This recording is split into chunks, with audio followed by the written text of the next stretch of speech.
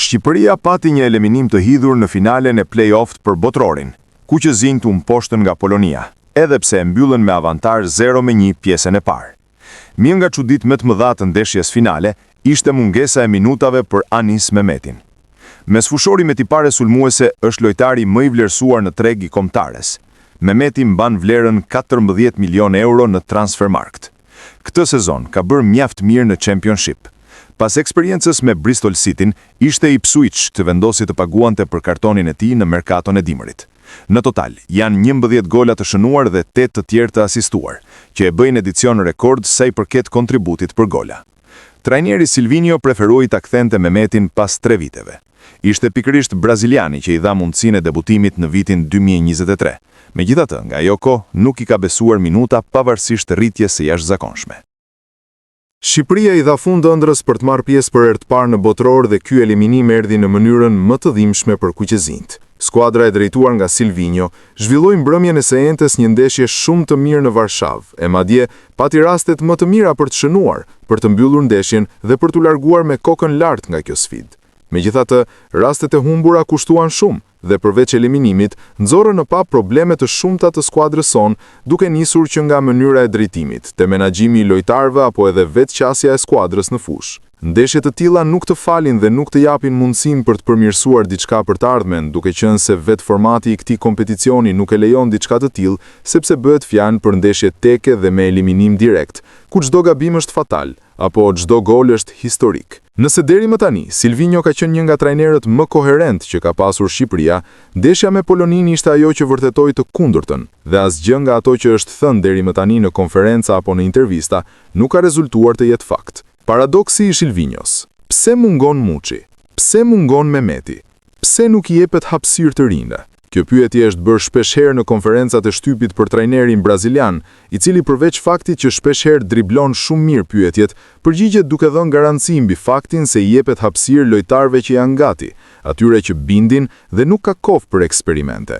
Diçka e tillë e ka shoqëruar gjatë gjithë kualifikuesve të botrorit dhe përderisa arriti ta kualifikonte skuadrën si vendi i dytë në grup, ndoshta zgjedhjet e tij i kanë dhënë të drejtë. Por kjo e drejtë ka një kufi, dhe këtë kufi e tregoi ndeshja me Polonin. Në një ndeshje të vetme, Silvinho ka thyer çdo parim që kishte deri më tani si trajneri kombëtares, çdo rregull që kishte vendosur, dhe nëse nuk kishte kohë për eksperimente, ndeshja me Polonin ishte më e gabuara e mundshme për të provuar. Në mbrojtje, u afrua Bujar Plana, një mbrojtës që e njeh mirë futbollin polak dhe luan titullar atje, megjithatë nuk iu dha asnjë minutë. E djafta e mbrojtjes ju besua Hysajt, i cili këtë sezon ka minuta me pikatore në serina italiane dhe mungesa e gjendjes fizike ka qenë e jashtëzakonshme.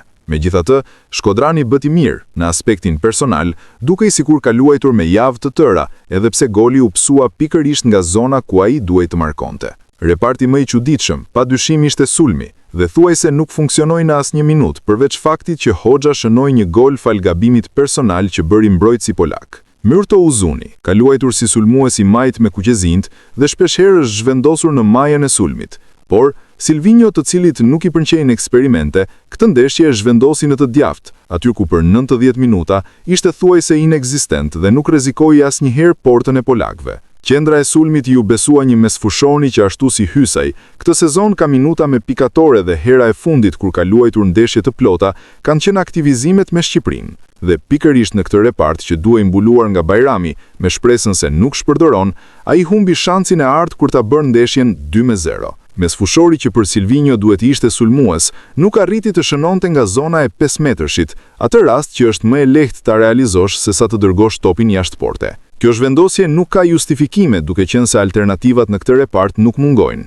Për më tepër, shumë lojtarë që nuk morën ftesën për në kombëtare janë duke bërë mirë më klubet e tyre, dhe pse duhet që në ndeshje kaq të madhe t'i besohet një lojtar i pa minuta e për më tepër jashtë pozicionit të tij natyral. Një tjetër eksperiment nga ata që Silvinhos nuk i pëlqejnë ishte aktivizimi i Stavropilos. Mbrojtës kuqezi që debutoi me fanelën e Shqipërisë u aktivizua në pjesën e dytë dhe çuditërisht në një ndeshje historike ku nuk lejohen gabimet dhe eksperimentet, Pilo erdhi si sulmues krahu. Si i tillë, gaboi i vetëm përballë portierit, duke na hequr edhe një tjetër rast për kualifikim. Por a kishte alternativa të tjera në krah trajneri Silvinho për të mos u detyruar të improvizojë?